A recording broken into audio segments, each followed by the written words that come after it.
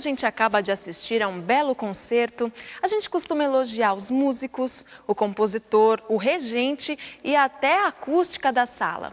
Mas poucas vezes a gente se lembra de quem fabrica os instrumentos musicais. Por isso, hoje o Por Dentro da Orquestra vai apresentar a você os luthiers, os construtores de instrumentos. Construir instrumentos musicais é uma das atividades mais antigas da humanidade. As técnicas evoluíram, mas a arte e a paciência continuam as mesmas para construir um instrumento como esse. Como é que foi que você começou nesse ofício, nessa arte, né? Eu comecei em João Pessoa, no Espaço Cultural da Paraíba. Logo depois me transferi para Cremona, na Itália, onde fiquei 12 anos e depois disso voltei para o Brasil. E em Cremona, uma escola específica para luthiers? Exato, a Escola Antônio Stradivarius, que é uma escola do Estado italiano, que recebe pessoas do mundo todo. Saulo, uma característica da luteria também é o tipo de material que o profissional usa, a ferramenta, como é que funciona? Exato, pouca gente sabe que o violino ele é esculpido a partir de um pedaço bruto de madeira. Então se faz uma escultura, o côncavo, o convexo, levando-se em consideração algumas espessuras que são fundamentais para o som do violino. Então, inclusive é um trabalho que é feito com muita precisão, ferramentas que dão até décimo de milímetro, né? Então você faz a medição, à medida em que o instrumento vai se formando. Essas ferramentas são fundamentais e absolutamente específicas. A grande maioria está feita pelo próprio luthier. Sim. Então, por exemplo, medidores de espessura, né, eles entram pelos furos harmônicos e dão resultados bem precisos. Pequenas plainas, parecem até miniaturas, brinquedos. Então, os instrumentos são esculpidos com essas pequenas ferramentas, né? Imagine que são primas dessas outras aqui, que têm dimensões que agora vão parecer bem gigantes. Nossa. Veja só. Então isso aqui é também utilizado pelo luthier, no caso de fazer uma junta de um violoncelo, uma peça uma dimensão bem considerável. E é um material muito específico, um luthier não pode usar um material de outro, por exemplo? Veja, não todas as ferramentas, porque muitas são feitas pelo luthier, adaptadas por ele para o seu ambiente de trabalho, que é muito específico. Então, você vê, filetadores, são pequenas lâminas que vão cortar o canal para a colocação do filete. Então, tudo isso é uma coisa muito, muito específica.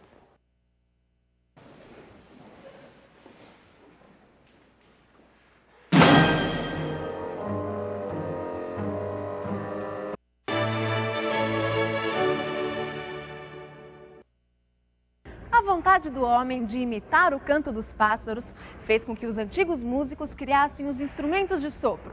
Primeiro apitos bem simples, depois flautas feitas com ossos e bambus. A necessidade de ampliar a emissão do som fez com que os instrumentos evoluíssem, ganhando novos materiais e novos formatos.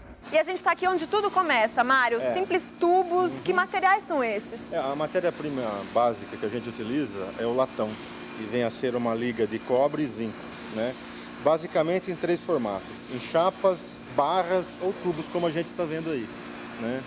Então dá para notar que vamos dizer, o grau de valor que a gente agrega no produto é muito grande. E o nosso desafio, na verdade, é transformar esses materiais assim, tão básicos, né, em instrumentos musicais, de preferência bons e afinados, né, como os músicos esperam. Bom, então vamos dar um passeio pela fábrica. Pode, vai ser um prazer para a gente mostrar. Bom, aqui é onde tudo começa, né? O material, a chapa, no formato de chapa, ele é recortado, ainda reto, e logo em seguida ele é dobrado, né? E são feitas essas peças aqui, ó, com esse formato. Essas peças, por exemplo, vão virar o quê? Elas vão virar um trombone, entendeu? Um trompete. Após esse fechamento, elas são soldadas. Nessa etapa, a gente começa a montar os instrumentos. Então, a gente tem aquelas peças que começaram a ser trabalhadas, né, nas etapas anteriores. E aqui elas vão ser soldadas e já vão começar a adquirir o formato de um instrumento. Então, essa peça, por exemplo, é aquela que a gente viu lá no início sendo produzida, né? Então, aqui a gente solda todos os componentes e o instrumento já começa a adquirir uma forma, né?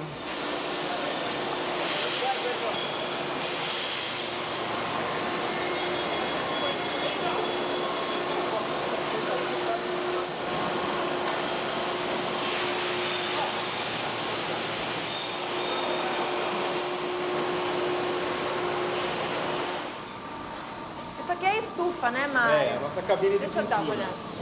Nossa! Tem um vento lá dentro. Então, essa nossa cabine de pintura, como a gente precisa ter um ar limpo lá dentro, a gente insufla ar filtrado. Então a pressão é positiva. Quando você abre, o ar sai e não deixa que a poeira entre e possa danificar ou causar algum defeito no instrumento. Aqui o instrumento já passou por diversas fases de acabamento, ele foi polido e passou por todo o processo até receber uma fina camada de verniz aqui que vai proteger a superfície do latão, entende? Nossa, e ele fica bem lisinho mesmo. Bem É pra lisinho, isso que bem serve não brilhante. entrar a poeira lá, né? Senão ia ficar Exatamente. todo cheio de bolinha. Uhum. E após essa fase ele já está praticamente pronto para ir para a montagem final, né?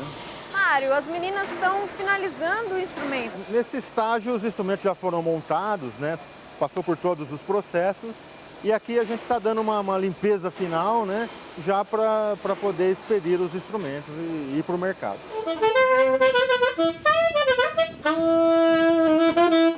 Vou te interromper um pouquinho. Cícero, o que você está fazendo? Você está testando o instrumento? Estou testando o instrumento, porque o instrumento é feito uma revisão nele, né? Então depois de feita a revisão a gente tem que tocar, que é feito um teste acústico para deixar o instrumento de acordo, né? Tem que ser músico então, tem que entender de música. Tem que manjar um pouquinho.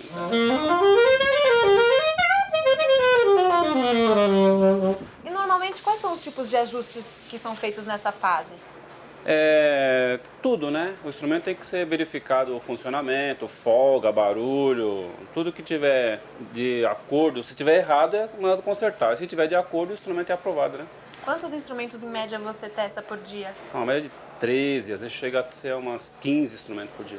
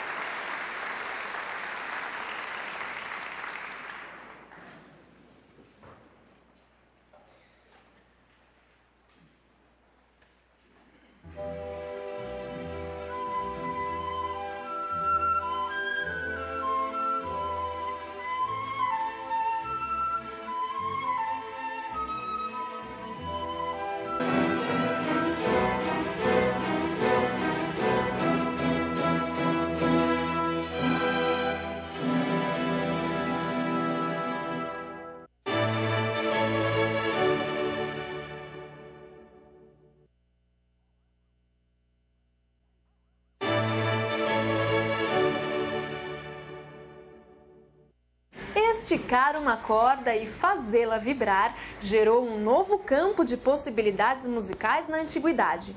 Os primeiros instrumentos eram muito simples, tinham poucas cordas que emitiam sempre as mesmas notas. Com o tempo, as cordas aumentaram em número, ganharam uma caixa de ressonância para amplificar o som e uma escala, na qual os músicos podem variar a altura das notas musicais. Como é que foi que você começou a trabalhar com isso, Ivan? Eu comecei estudando violino aos 8 anos. Meu pai é violinista, meu tio violoncelista e minha tia pianista. Então sempre vivi num ambiente de música, ouvindo música, né?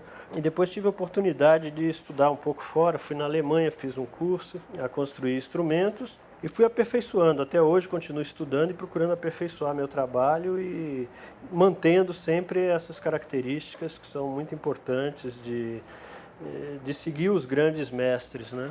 Bem, o luthier, além de construir o instrumento, ele tem a finalidade de manter esse instrumento sempre em ordem para que o músico tenha condição de tirar melhor sonoridade e melhor resultado final do instrumento, né?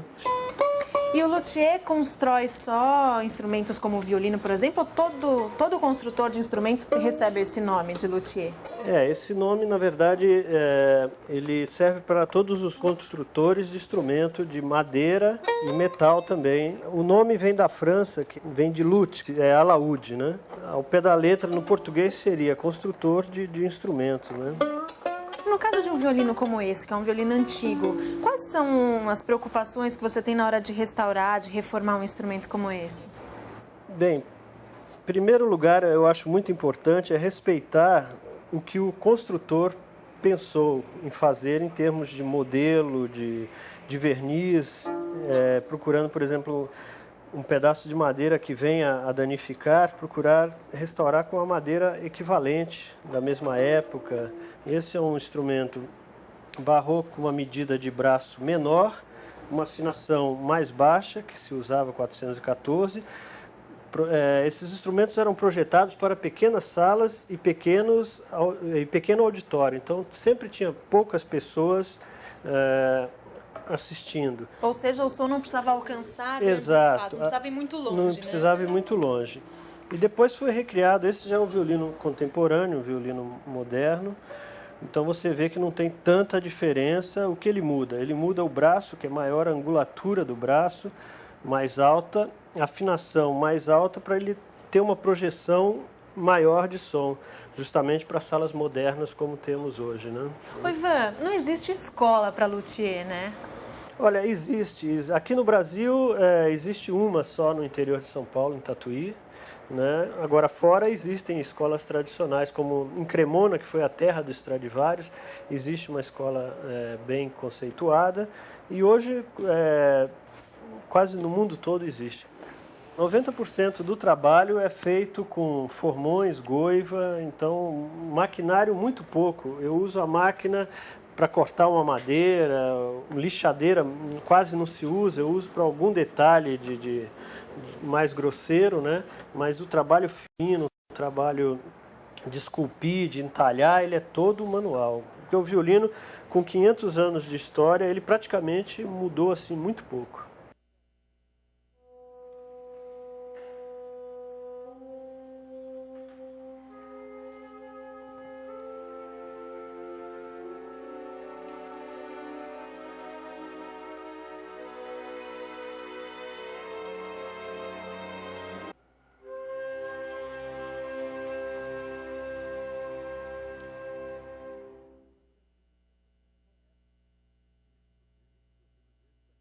Os instrumentos de corda são tão importantes que existem orquestras só de cordas.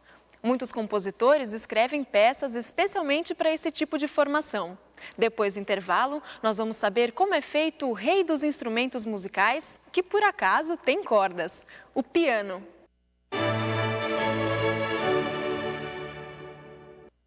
A gente está na Pianofatura Paulista, que é quem fabrica os pianos Fritz Dober.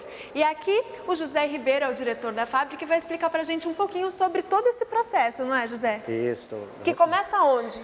Começa no recebimento das toras, desdobramento das toras, que nós temos que ver lá fora, na serraria. Então vamos. Vamos lá? A gente recebe as toras, toda a madeira em tora, esse é o pinho araucária, que depois é desdobrado e depois vai para as estufas. Nós vamos mostrar esse processo do início da fabricação do piano. O piano que estamos começando a fazer hoje, ele vai estar pronto daqui a 90 dias. Então o ciclo de produção de um piano são 90 dias.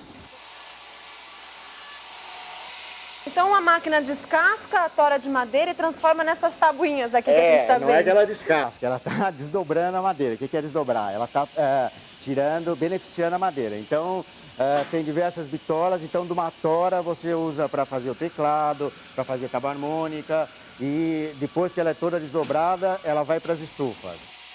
É um forno gigante, então, É, né? uma estufa que é impulsionada a uma caldeira, tá? Tem madeiras que chegam a ficar aqui dentro até 30 dias, dependendo da bitola dela, para ela sair com 6%, 7% de umidade. E o calor vem da onde? É vapor? É gerado pela sobra da nossa madeira. Nós temos uma caldeira que vai dando banho de vapor na madeira. A madeira saiu da tora e ficou o teclado. Essa madeira, ela é colada, não é uma peça só, ela é colada em diversos segmentos. São várias tirinhas, né, várias de tirinhas para você não ter problema de empenamento. Essa outra é a estrutura do piano. É aqui que vai ser parafusada a chapa de ferro e a tábua harmônica, que é o coração do piano. Essa peça, como eu falei, é o coração do piano. Daqui que sai o som, chamamos de tábua harmônica. Então, depois que ela é toda colada, ela vai ser dado o envernizamento, vai ser envernizada e aí ela está selada. Então, Então aí a gente pode, não tem problema de clima seco, clima úmido, ela vai estar sempre com abolamento para que tenha o som perfeito. José, aqui na marcenaria é onde a gente começa a perceber que o piano está ficando pronto, né? Porque você já começa a ver as formas. Isso, aqui ele está nascendo. Então aqui o que você está vendo é o formato do piano de cauda, que são lâminas que são prensadas nesse modelo, tá? E onde faz a forma do piano de cauda. Olha, esse aqui já está bem mais completo, né, Sr. José? Já tem até Isso, recheio. já tem estrutura. Ele já está com a estrutura, nós estamos vendo a parte de baixo do piano de cauda. Tá? Então aqui já está com a estrutura e com a tabarmônica colada. Tá? E aqui ele já está sendo preparado para subir, para dar o acabamento. Aqui nós estamos com a estrutura do piano, já fixada, colada a tabarmônica, fixada a chapa de ferro fundido, tá? Onde vão ser colocadas as cravelhas, que são esses pinos onde vai ser presa a corda, tá? A corda vai Esse ser pininho fixada. vai aqui, que é o que vai prender a corda, né? Prender a corda, isso. Essa aqui é a corda, ela vai atravessar o piano desse jeito. E vai ser fixada nesse pino. Nesse pino e aqui nesse Isso. cantinho também. Aqui agora vai ser fixado o móvel do piano. Então tem as cordas aqui, umas vão por cima das outras. Essas são as cordas lisas que a gente chama, e aqui são os bordões. Aí tem os bordões. O processo de afinação passa por 9 etapas antes de sair da fábrica, que garante toda a estabilidade desse conjunto. Aqui nós temos o teclado, como mostrei lá embaixo, é feito de pinho, araucária, e é revestido com um acrílico especial. São 88 teclas. 88. Todas as teclas são balanceadas para você ter um peso uniforme no teclado. As teclas pegam por baixo, acionam o mecanismo que vai impulsionar o martelo nas cordas. Martelos são também prensados, é um feltro especial de alta resistência que vai estar sendo acionado para o encordoamento, onde vai sair o som. Bom, agora nós estamos na seção que é o envernizamento, a pintura do piano. Então as peças chegam na marcenaria e são aplicadas de mãos de verniz e laca. E depois da última mão é feito um polimento, para que a gente tenha o acabamento perfeito do piano. E é assim que se faz um piano, gente. Esse instrumento que produz um som tão bonito que a gente acompanha nas salas de concerto.